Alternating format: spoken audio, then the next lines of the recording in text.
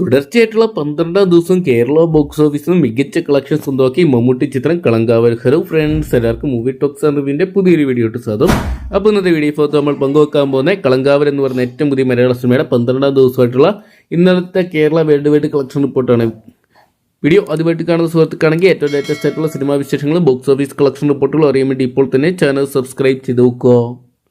Megastar Mammootty, Vinayakan തുടങ്ങിയവരെ കേന്ദ്ര കഥാപാത്രമാക്കി നവാഗതനായ ജിതിൻ കെ ജോസ് അണിയിച്ചൊരുക്കിയ ഏറ്റവും പുതിയ മലയാള ചിത്രമാണ് കളങ്കാവൽ എന്ന് പറയുന്ന സിനിമ. മമ്മൂട്ടി നെഗറ്റീവ് കഥാപാത്രമായിട്ട് എത്തുന്നു എന്ന് തന്നെയായിരുന്നു ചിത്രത്തിലെ ഏറ്റവും വലിയ ഹൈലൈറ്റ്. എന്തൊക്കെയാണ് ചിത്രം തിയേറ്ററിലെത്തി വലിയ വിജയങ്ങൾ തന്നെ സ്വന്തമാക്കുന്ന ഒരു കാഴ്ചയെ കാണാൻ സാധിക്കുന്നത്. മമ്മൂട്ടി വില്ലൻ വേഷത്തിലെത്തിയിട്ടും ചിത്രം ബോക്സ് ഓഫീസിൽ വലിയൊരു സക്സസ് ആയിട്ട് മാറുന്ന ഒരു കാഴ്ച തിയേറ്ററിൽ കാണാൻ സാധിക്കുന്നുണ്ട്. ചിത്രത്തിന് 12ാം ദിവസമായിട്ടുള്ള ഇന്നലെ മാത്രം കേരള ബോക്സ് ഓഫീസിൽ നിന്ന് ഏകദേശം 60 ലക്ഷം രൂപയോളം കണ്ടെത്താൻ സാധിച്ചപ്പോൾ വേൾഡ് വൈഡ് ബോക്സ് ഓഫീസിനായിട്ട് ചിത്രം 1 കോടിക്ക് അടുത്തുള്ള തുക കണ്ടെത്തിയിട്ടുണ്ട്. ചിത്രത്തിന് 12 ദിവസത്തെ വേൾഡ് വൈഡ് കളക്ഷൻ റിപ്പോർട്ടുകൾ പുറത്തുവരുമ്പോൾ ചിത്രം ഏകദേശം 78 മുതൽ 80 കോടിക്ക് അടുത്തുള്ള തുക കണ്ടെത്തിയെന്നാണ് പുറത്തുവരുന്ന റിപ്പോർട്ടുകൾ. എന്തൊക്കെയാണ് മമ്മൂട്ടി കമ്പനിയുടെ ഭാഗമായി മമ്മൂട്ടി തന്നെ നിർമ്മിച്ച ചിത്രം ബോക്സ് ഓഫീസിൽ വലിയൊരു ബ്ലോക്ക് ബസ്റ്ററായിട്ട് മാറുകയാണ്.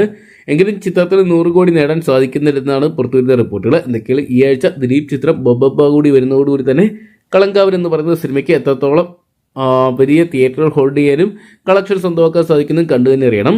അപ്പോൾ കളങ്കാവൽ എന്ന് പറയുന്ന സിനിമ നിങ്ങൾ കണ്ടിട്ടുണ്ടെങ്കിൽ സിനിമയെക്കുറിച്ചുള്ള നിങ്ങളുടെ വലിയ അഭിപ്രായങ്ങൾ കമൻറ്റ് ബോക്സിൽ പങ്കുവെക്കുക. അതോടൊപ്പം കളങ്കാവൽ എന്ന് പറയുന്ന സിനിമ 100 കോടി ക്ലബിൽ ഇടം നേടുമല്ലോ എന്നാണ് നിങ്ങൾ വിശ്വസിക്കുന്നത് എന്നുകൂടി കമൻറ്റ് ബോക്സിൽ പങ്കുവെക്കുക.